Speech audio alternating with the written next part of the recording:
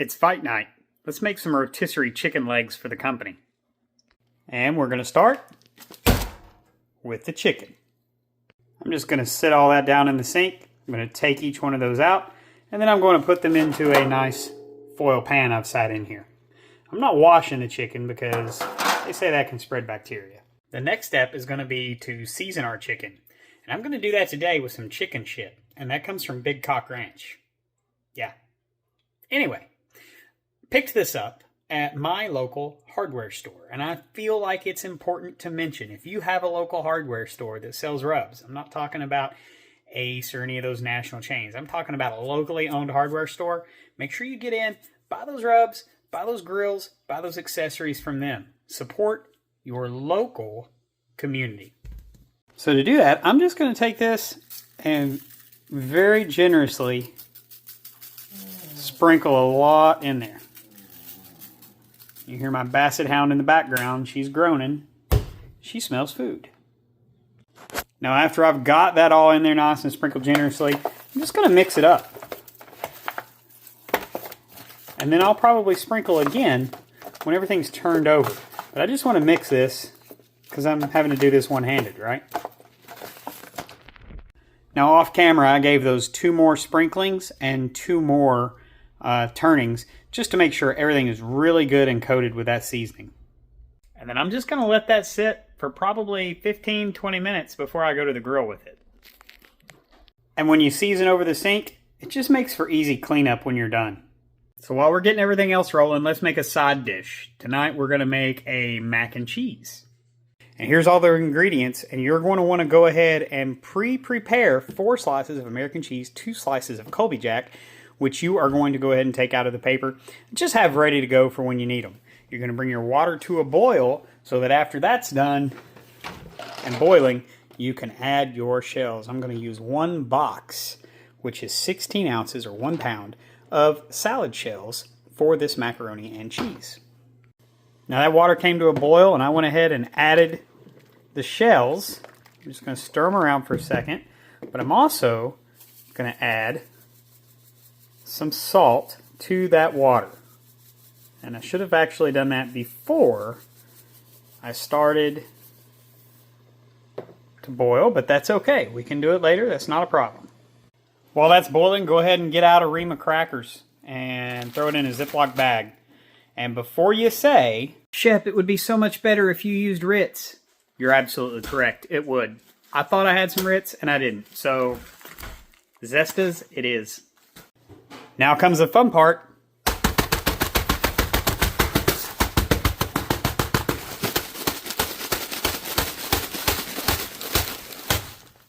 Just slam it around like you're mad at it. A lot of jokes I could tell, but I'll keep those to myself. After I strain my pasta, I always make sure I give it a really good rinse. Just give it some of that starch. I think it tastes better that way, but you do you. And I'm going to take my pan and I'm going to return it to the heat, keeping it a little bit warm, and I'm going to add just a little bit, probably about a tablespoon worth of avocado, olive oil. Avocado would be the best, just because it has a higher smoke point. And I'm going to add 1 stick of butter. Now the reason I added avocado oil and then butter is because it'll help keep the butter from browning on us too much. We don't really want that to happen. We don't want to burn the butter. We don't want that flavor. Now as our butter avocado oil mixture is melted, I'm just going to put a couple of heaping tablespoons of flour right in there, and we're just going to stir that in until it's a nice roux and cook that flour out.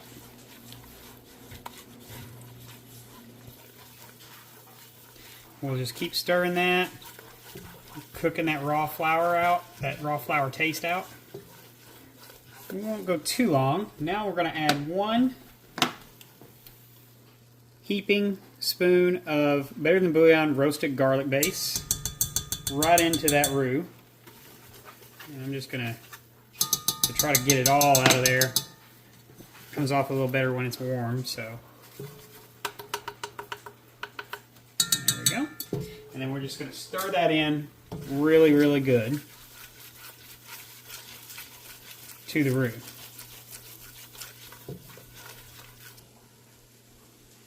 Now that I have that stirred into the roux, I'm going to go ahead and add just a little bit of pepper sauce. Now, you can use Tabasco or whatever pepper sauce you like. I'm going to use a little bit of Pepper Belly Pete's Zippy Zap.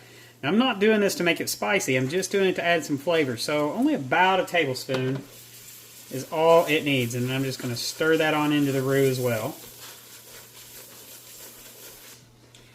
And then I'm going to start to add just a little bit of half and half.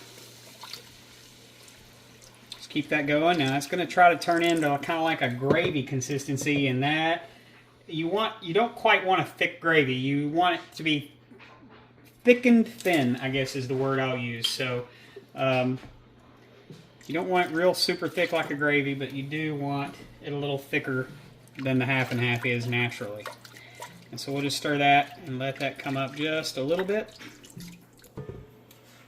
And then we're going to begin to add some of our cheese. Now I am going to put in a half a block of cream cheese.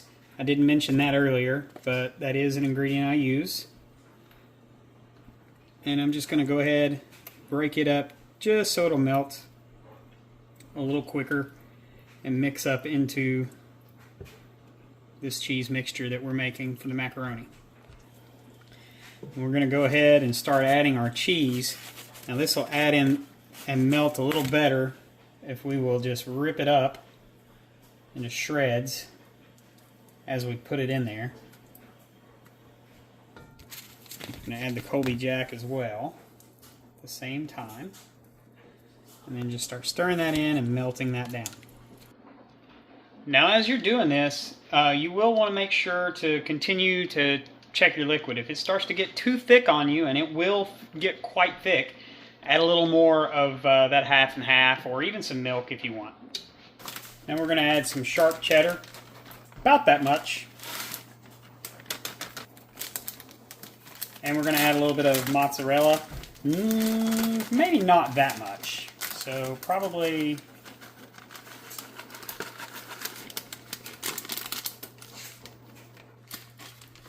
that much. And remember just to keep watching the consistency. This is a little thick right now, so I just added some milk, and I'm probably going to add some more. But also, we want to go ahead and season a little bit. And we're going to add salt and pepper. And remember, salt is cheese's best friend. Now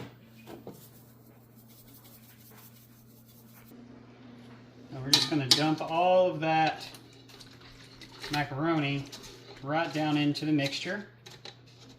And then we're going to try not to do that.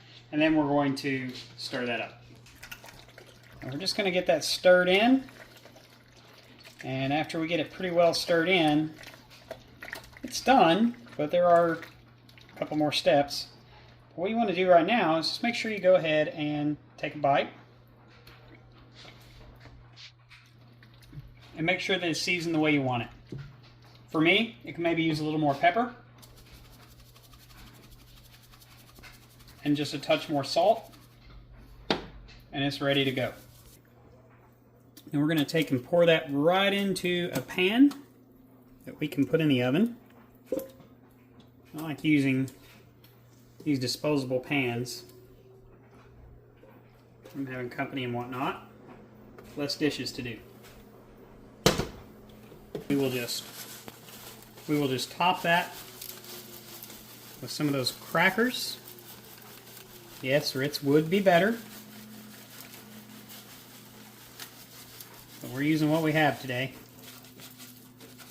which are just good old Zestus.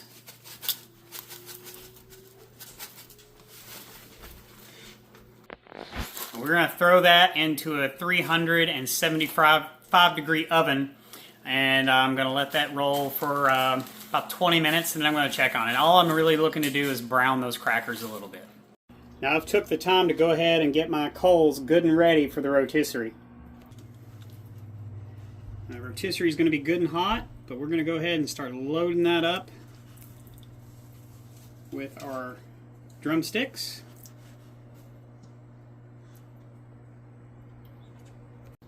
Alright, so we got those rolling on the rotisserie on the Weber here, And I'm going to put a lid on that, and I'm just going to let those go. I'll check on them here in about 30 minutes, but I expect it to take close to an hour. I'm just going to put the lid on, right like that, and we'll adjust. I'm going to go about half open to start here, and we'll check our temperature here in about 15 minutes and see where we're at. And that mac and cheese is out, and that is what it looks like. All right, we're going to open this up and take a look. We were cruising at a steady 400. It's been about 45 minutes. We're temperature's coming down a little bit. We're about 325 right now, so we're going to take the top off, take a look at this. Oh yeah, that's looking absolutely gorgeous. That is probably really close to done. So we're going to stick a temperature probe in there and check those out. I'd really like those to be about 175. All right, I just pulled, this will be the third or fourth one I've temped. They're actually running about 185, so just a little bit over where I was shooting for, but that's totally fine. This dark meat, it can definitely handle it. I'm probably going to test one more. I've already tested 3, but why not get one more big one and just see if we're seeing the same thing.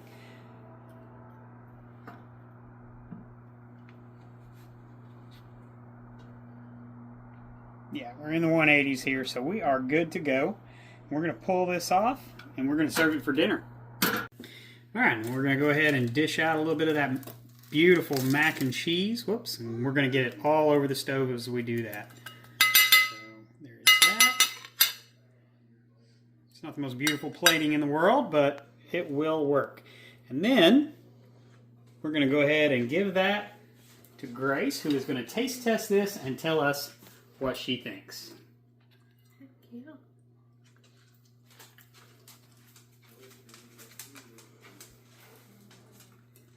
That's good. That's good? Mm-hmm. 1 to 10. 10. 10. 10 out of 10. All right. Give that mac and cheese a try. A little warm. A little warm? Yeah, it did just come off the grill. It's good. Awesome. What do y'all think about it? Amazing. It's so good. What about you guys? It's the best. 2 thumbs up.